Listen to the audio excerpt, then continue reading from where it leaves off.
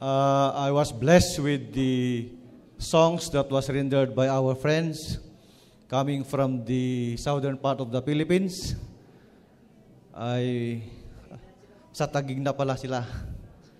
Alam nyo, habang ako'y nakikinig kanina, meron kasing sinabi yung kanyang mga kasama na tuwing aawit ang mga ito, ay merong namamatay. Totoo ba yun?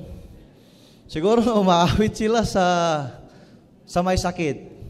At ako'y kinakabahan na sana ay pagkatapos ng kanilang pag-awit ngayon ay baka meron ding mamamatay sa atin. Dahil siguro sa saya. But you know, friend, I would like really to praise God for these wonderful songs that was rendered by our friends. Thank you very much in behalf of the Mountain Provinces Mission Administration through the leadership of our President, Pastor Libis Payoyo. We would like to express our appreciation for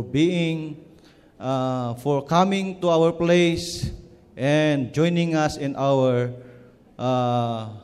service this day. I hope that you will come again. If God's will, sana pupunta uli kayo dito. At pag sa susunod na inyong pagpunta dito, aawit din kayo ng isang awit na Ilocano. Para naman ay maintindihan namin. Maraming salamat sa inyong lahat. Ito pala mga kapatid ang ating love offering natin, 7,621 and 75 centavos.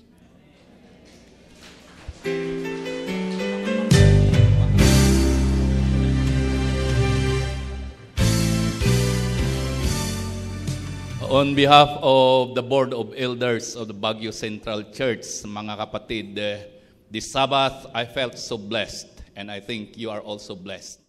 Sabi ni Brother Eli kanina, nakita ko, nag-usap kami, yan ba yung four gospel? Sabi niya, oo, habang tumatagal, lalong gumaganda yung music nila. Yeah? Lalong nag-i-improve. And that is the spirit that we should develop. A spirit of excellence for the Lord, mga kapatid.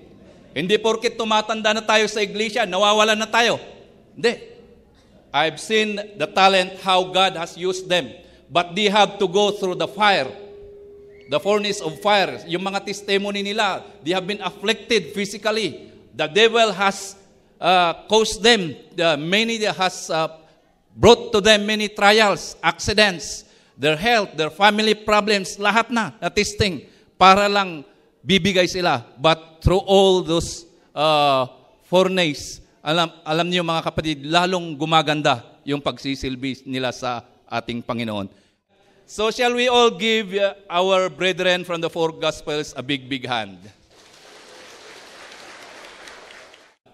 And I would like to appreciate yung four gospels. One of the lessons that you have shared with us, and this is from my heart, is that the secret of your longevity, the secret of how you have developed that spirit of excellence for our Lord. It's because, as we have heard this morning, let the crowd out and let Jesus come in our hearts. Yan mga kapatid, ang sikreto para tayo tatagal sa ating pananampalataya. Let the crowd out, me, myself, I. Let pride get out of our hearts and let Jesus come in. Si Brother Thomas, thank you for the beautiful message. Kahit dito sa church natin, sa mga kabataan natin, gusto nyo bang maging accomplished singer someday? To be a worker in the vineyard of God in our church? Let the crowd out. Let Jesus come into yourself. Medyo mahirap kung minsan ang magsilbi sa Panginoon. Mahirap magsilbi. Andito ang mga administrators natin for gospels. We have representatives from our mission.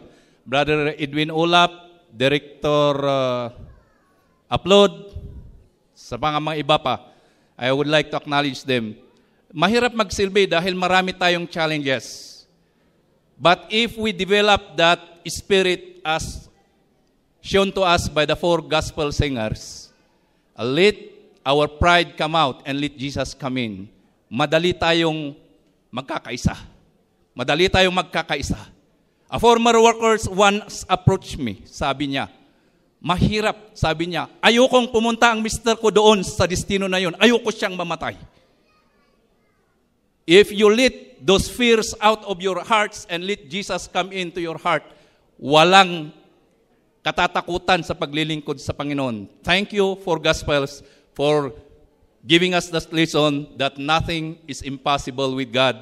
And may God richly bless your ministry. May God increase your talents 100-fold.